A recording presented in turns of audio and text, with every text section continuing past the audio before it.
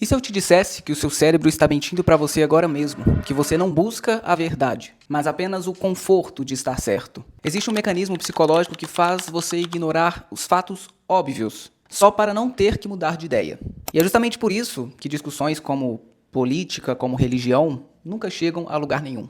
A gente não é tão inteligente quanto a gente pensa e a ciência prova. E nesse vídeo eu vou te explicar como que a neurociência explica essa cegueira seletiva. E vou tentar refletir contigo maneiras de hackear esse sistema para que a gente pare de ser manipulado pelo algoritmo e pela nossa própria mente. Em 1960, o psicólogo Peter Watson publicou seu relatório sobre o problema 246. Nesse experimento, ele mostrou para as pessoas uma série, um trio de 3 números, e ele disse que esses 3 números, essa sequência de 3 números, foram escolhidos seguindo uma regra. Os participantes, então, tiveram que tentar adivinhar essa regra e criando outras sequências de números, de 3 números. E então perguntar para o pesquisador se essa nova sequência de números estava em conformidade com essa regra pré-estabelecida.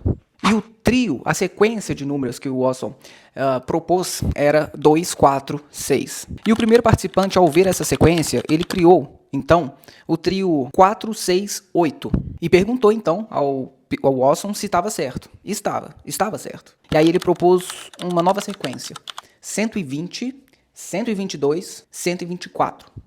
E sim, estava certo.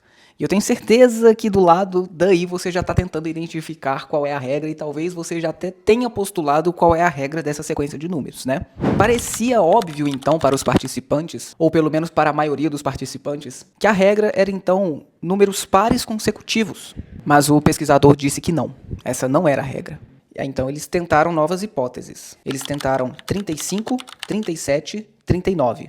E sim, estava de acordo com a regra. Aí eles chegaram numa nova hipótese. Então a regra é qualquer sequência de números que aumente de 2 em 2. Eu tenho certeza que você pensou isso, porque eu tinha pensado isso também quando eu li esse estudo, tá? E não era. Os participantes tinham pouca dificuldade em criar novos trios, novas sequências de números, e às vezes criavam até sequências complexas. Mas o que eles não fizeram, o que eu não fiz e o que você não fez, foi testar trios, sequências de 3 números que não estavam de acordo com as nossas hipóteses previamente postuladas.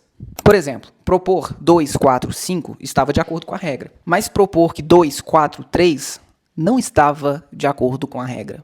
E ninguém pensou nisso. E justamente propor 2, 4, 3 ajudaria os participantes a entender qual era a verdadeira regra. A verdadeira regra era qualquer série de números ascendentes, ou seja, que vai crescendo. E aí o Peter Watson chegou nesse conceito, nesse mecanismo psicológico, o chamado viés de confirmação, que é a tendência que temos de procurar e interpretar novas evidências de maneira a confirmar o que nós já pensamos. E aí, entrando um pouquinho aqui na neurociência, mudar de ideia dói mesmo, fisicamente. Quando nós somos confrontados com informações que contradizem as nossas crenças, a amígdala, que é o centro do medo em nosso cérebro, ela é ativada. E por outro lado, quando a gente encontra algo que confirma o que a gente já pensa previamente, o nosso cérebro libera dopamina. E olha que interessante, estudos de neuroimagem, tá? Ressonância magnética funcional, como os realizados pelo psicólogo Drew Westen, lá da Universidade Emory, se eu não me engano, mostraram que quando as pessoas são confrontadas com evidências que contradizem as suas crenças políticas, as áreas do cérebro responsáveis pelo raciocínio, como o córtex pré-frontal dorsolateral, ficam inativas, enquanto as áreas emocionais do cérebro, como o córtex cingulado anterior, ascendem na imagem. Ou seja, o cérebro literalmente desliga a lógica, o raciocínio, para evitar o desconforto. Quero analisar contigo essa imagem aqui agora. Veja só que interessante. O círculo azul é o círculo dos fatos e das evidências. Representa o mundo real, representam os fatos reais. Os dados e as evidências objetivas, independentemente do que a gente pensa sobre eles. O círculo vermelho, entretanto, representa o nosso mundo interno, vamos dizer assim, que são as nossas opiniões, os nossos preconceitos, os valores e as coisas que nós acreditamos. E aí tem essa intersecção no meio, né? O ponto ali, as evidências em que acreditamos e também o ponto ali das evidências que nós ignoramos. E perceba que o único ponto em que a gente aceita a realidade, os fatos objetivos, é onde se sobrepõem as nossas crenças. Se os fatos objetivos abraçam e confirmam aquilo que a gente acredita, beleza, a gente aceita, a gente dá um check Mas veja só, a maior parte desse círculo fatos e evidências fica de fora da nossa visão, da nossa cosmovisão. Porque se um fato contradiz a nossa crença, nosso cérebro tende a ignorá-lo, a esquecê-lo. Ou, principalmente, eu diria, invalidá-lo. Justamente para evitar esse desconforto mental. Isso é chamado de dissonância cognitiva, tá? Mas essa imagem, ela representa, então, o viés de confirmação. É uma explicação ilustrada do viés de confirmação. Essa imagem nos mostra que nós não somos tão racionais quanto a gente pensa. Em vez de formarmos as nossas crenças e as nossas opiniões de acordo com os fatos e com as evidências científicas, com as evidências objetivas da realidade, a gente seleciona essa fatia pequena daquilo que nos agrada. E nós ignoramos uma montanha de evidências que provam que nós podemos estar errados. E aí fica o questionamento. Quando foi a última vez que você mudou de ideia sobre algo importante para você? Qual foi a última vez que você foi incomodado, que você foi incomodada nas suas crenças e que você deu o benefício da dúvida?